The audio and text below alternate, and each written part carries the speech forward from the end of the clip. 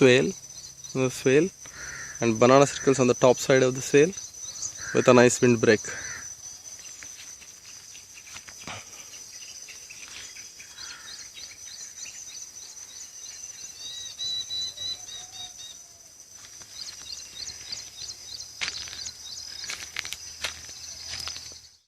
Hi guys, this is DJ. Welcome to Edufect Permaculture. I am on my farm Suparna Kshetram, and this was the first swale we set up, and I'll post a picture of this to you along with this video for you to see how this looked just a year and a half ago, this whole area. Hi guys, here is a swale that we recently dug. You can see all the nitrogen fixers.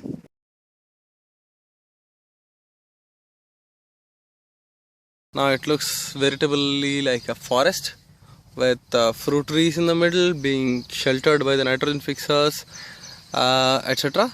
But what I want to talk to you today about is a concept that's really very useful and important when you're designing your own farm, and that is the concept of the angle of the sun. Right now, what you're seeing here is there is a swale that comes here, and the slope of my land is like this, and that is east right there, and behind me is west. Now, and you have here above the swale banana circles, right? Circles of bananas with mulch, right? And this is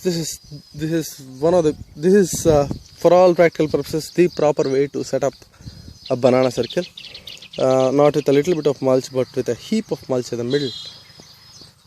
So I'll talk of how to set up banana circles later. Let me get into the swale now, stand in the swale, or probably sit in the swale and talk to you while I show you this.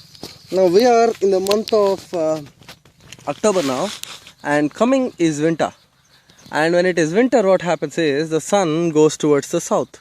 It's called Dakshinayana in Indian tradition. That is movement towards the south.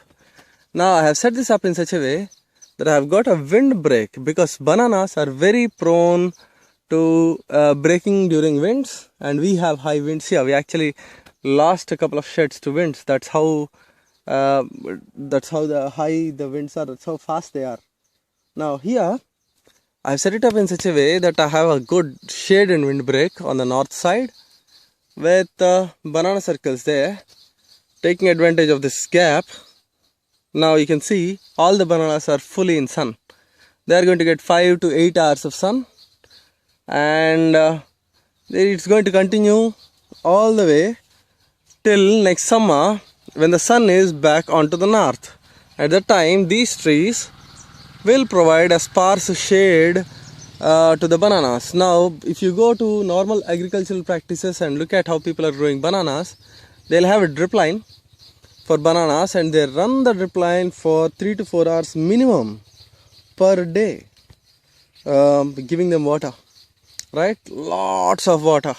They use water for bananas. Now my bananas, they were given water only in the harshest summer.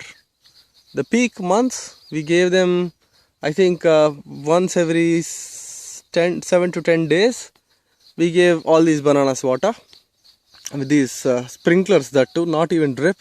I have about, for the whole length, I have just 2 sprinklers.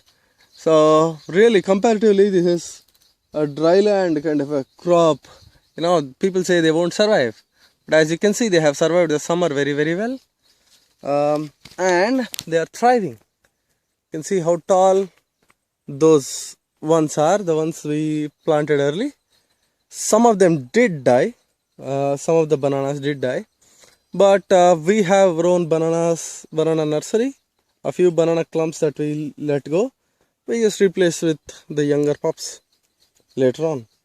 Now this here is a tropical food forest in development, and this is another part of it on either side of the swale, and this is going to be a windbreak and a vision break for us, but that's for a different video.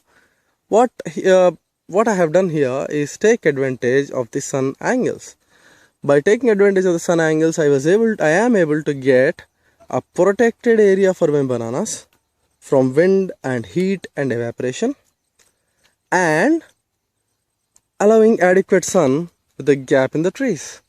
Now these trees are farther away from the banana plants than those. Those are very right next, almost growing through, you can see. But those ones are about 20 feet away, 16 to 20 feet away. That's based on a simple calculation. You can go to suncalc.org and you can see how your sun angle of your sun in various months of the year for the location you are in. And based on that, you can calculate these angles of light and shade. And based on that, you can plant your crops in appropriate directions.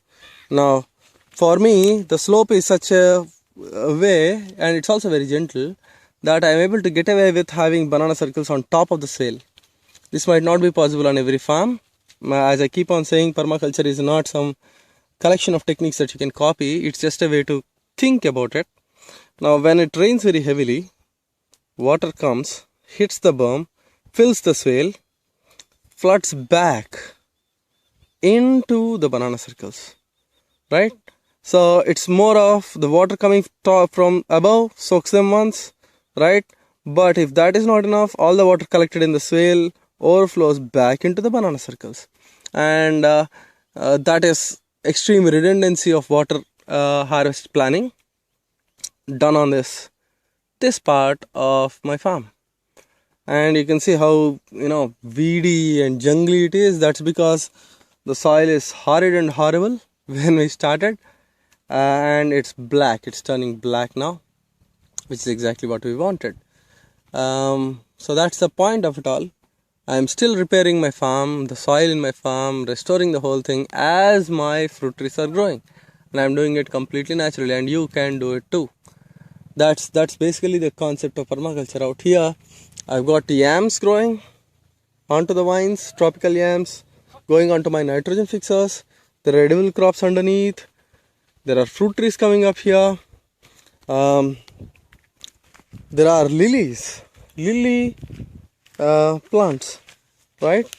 Out here, these are lily bulbs. They put out flowers in a few weeks from now because we just had good rains recently. So these are going to come back up and give me good flowers here, attract a lot of beneficial insects, and the list goes on. So think of sun angles in which the sun works, angles in which the wind blows, right? If you look at that way, that's where the swale ends and the road begins, and the swale continues after the road, and that is my nursery. So, and this swale goes all the way, connects to a pond at the end of it. So it fills the pond, right, and floods back, soaks the banana circles, and using this canopy gap to grow bananas based on sun angles. That's how you think about your one of the things that you think of when you plan your gardens and food forests. I'm making a food forest here. This whole place is going to end up not in annual agriculture but in perennial agriculture, with small patches of annual agricultural happening, like growing brinjals and tomatoes and all of that. So while the farm transforms into a forest, I am using it to grow some annuals in the middle, like pumpkins and other things, while establishing my fruit trees and other systems. Incredible things can be achieved by understanding how nature works and understanding it in a very systematic way. You have many organic ways of farming, which are way better than any inorganic pesticide filled ones. But come on, watering like only in the summer, maybe once a month if there are no rains, once a month for about a couple of hours, and you're getting bananas, that is like billion times better than what you have even in organic banana farming, because they are pumping water like crazy from the ground, They take the water out and pump it every day. You know, in Karnataka they do it for 8 hours a day. 8 hours a day. That's not proper. You know, that much water for a handful of bananas? Not at all a good ecological equation. It does not matter whether you do it organically, whether you use cow manure or human manure, whatever you want to use it. But if you are ending up doing flood irrigation and using way too much water for what? 10 kilos of bananas a plant, 8 kilos of bananas a plant, you are dumping in so many liters of water. Humanity can't survive very long doing such horrendous things. So, there are two things in this video. One is, I explained my swale and water system. The other is the sun angles. But the hope why I am doing these videos is in the hope that it encourages you to stick on to learning permaculture, keeping on learning permaculture, and just rocking, you know, changing the world for it to into a better place, living a more eco-friendly life. That's how it is, right? The farm is looking gorgeous. Yeah, this, look at all the trees, they have become ginormous. Beautiful. Look at that little path, my favorite morning walk path in through the woods. Yeah, some of the suburban seed which I am going to harvest and broadcast it everywhere. And the productivity has been high, relatively. It's not a monoculture, it's a very diverse polyculture with a lot of land repair happening. As long as it pays me enough to keep on doing this stuff, that's good enough for me these days. For now, till I move on to this, you can see bottle gourds there, really lush bottle gourds. No watering, only rain.